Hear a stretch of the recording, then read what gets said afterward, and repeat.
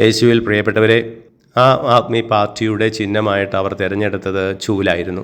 രാഷ്ട്രീയത്തിലും ഭരണ സംവിധാനങ്ങളിലുമുള്ള അഴിമതികളെ മുഴുവൻ നീക്കം ചെയ്യാൻ സാധിക്കുമെന്നുള്ളൊരു സൂചനയായിട്ടാണ് ആ ചൂല് എന്ന ചിഹ്നം അവർ ഉപയോഗിച്ചത്. പ്രിയപ്പെട്ടവരെ, ചെറുതും വലുതുമായ നിരവധി ചൂലുകൾ ഉപയോഗിച്ചാണ് നമ്മളുടെ പരിസരം, മുറ്റം, വരാന്തകളും മുറികളൊക്കെ നമ്മൾ വൃത്തിയാക്കുക.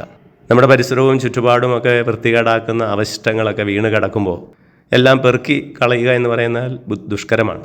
അതുകൊണ്ടാണ് ചൂല് ഉപയോഗിച്ച് നമ്മളത് വൃത്തിയാക്കുക. നമ്മുടെ ഭൗതിക ജീവിതത്തിലും ആത്മീയ ജീവിതത്തിലും നമുക്ക് കുറവുകളുണ്ട്, നമ്മളിൽ പോരായ്മകളുണ്ട്. അതൊക്കെയാണ് നമ്മുടെ വ്യക്തിത്വത്തെ കളങ്കപ്പെടുത്തുന്നത്. അപ്പോൾ അതൊക്കെ കണ്ടുപിടിച്ച് നീക്കം ചെയ്യാനാണ് ആത്മശോധനയാകുന്ന, കുമ്പസാരമാകുന്ന ചൂലുകൾ നമ്മൾ ഉപയോഗിക്കുക.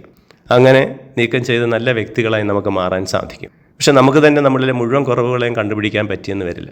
നമ്മുടെ കൂടെ കഴിയുന്നവർക്കും നമ്മളോട് ഇടപെടുന്നവർക്കുമൊക്കെ നമ്മളിലെ കുറവുകൾ കണ്ടുപിടിക്കാൻ പറ്റും. അവരതൊക്കെ സൂചിപ്പിക്കാൻ തയ്യാറായാൽ, നല്ല മനസ്സോടെ സ്വീകരിക്കാൻ നമ്മൾ തയ്യാറാവുമ്പോൾ നമുക്കതൊക്കെ വൃത്തിയാക്കാൻ പറ്റും. പക്ഷെ ചിലപ്പോഴൊക്കെ അങ്ങനെ ചൂണ്ടിക്കാണിക്കുമ്പോൾ നമ്മൾ നീരസം കാണിക്കാറുണ്ട്.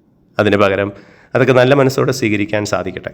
അതുകൂടാതെ ദൈവത്തിന് മാത്രമാണ് നമ്മുടെ ഉള്ളു മുഴുവൻ അറിയാവുന്നത്. ദൈവസങ്കീർത്തനോടൊപ്പം നമുക്കും ദൈവത്തോട് പ്രാർത്ഥിക്കാൻ സാധിക്കട്ടെ. ദൈവമേ, എന്നെ പരിശോധിച്ച് എൻ്റെ ഹൃദയത്തെ അറിയണമേ, എന്നെ പരീക്ഷിച്ച് എൻ്റെ വിചാരങ്ങൾ മനസ്സിലാക്കണമേ. വിനാശത്തിൻ്റെ മാർഗ്ഗത്തിലാണോ ഞാൻ ചരിക്കുന്നത് നോക്കണമേ, ശാശ്വത മാർഗ്ഗത്തിലൂടെ എന്നെ നയിക്കണമേ. സ്നേഹനാഥനായ ഈശോയെ, ഞങ്ങളെ അനുഗ്രഹിക്കുമാറാകണമേ, ഇപ്പോഴും എപ്പോഴും എന്നേക്കും. ആമേൻ.